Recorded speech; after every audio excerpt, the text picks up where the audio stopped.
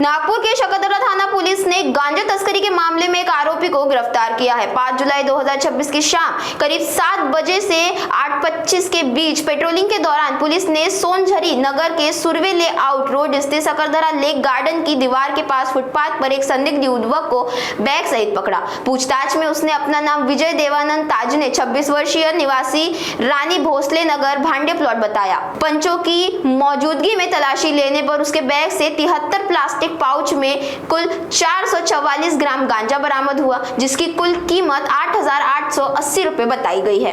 जांच में सामने आया कि आरोपी आर्थिक लाभ के लिए गांजा बिक्री के उद्देश्य से इसे अपने पास रखे हुए था। पुलिस ने एनडीपीएस एक्ट की धारा 8 क 20 ब और 29 के तहत मामला दर्ज कर आरोपी को गिरफ्तार कर लिया है। मामले की आगे की गहन जांच में शकदरा पुलिस जुटी हुई है।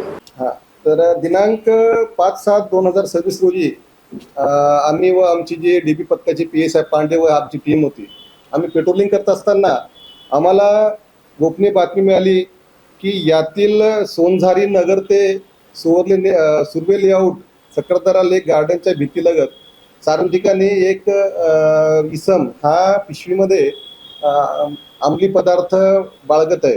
त्याप्रमाणे आम्ही पंचासह पेट्रोलिंग करत असताना त्याच्यावर छापा टाकला। छाप्यादरम्यान एक इसम आम्हाला तिथं उभा दिसला, त्याच्या ताब्यामध्ये एक पिशवी दिसली। त्या पिशवीमध्ये आम्ही ते पाहिलं असता त्याच्यामध्ये लहान लहान गांजाचे पाकिट, म्हणजे जे आपण अंमली पदार्थ म्हणतो गांजा, तसे लहान लहान पाकिटं होते।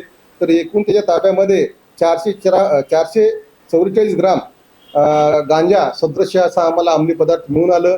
तसं आम्ही पंचासह सविस्तर पंचनामा करून आरोपी आहे विजय देवानंद ताजने, वय 26 वर्ष, राहणार राणी भोसले नगर, शीतला माता मंदिर, भांडे प्लॉट, पोलीस ठाणे शकदराच्या हद्दीमध्ये या ताब्यात त्याला बाळगताना मिळून आला। त्याच्या विरुद्ध शकदरा पोलीस स्टेशनला NDPS कलम 8 क 20 ब, पोर्ट कलम 2 आणि पोर्ट कलम म मध्ये NDPS प्रमाणे कारवाई करण्यात आलेली आहे।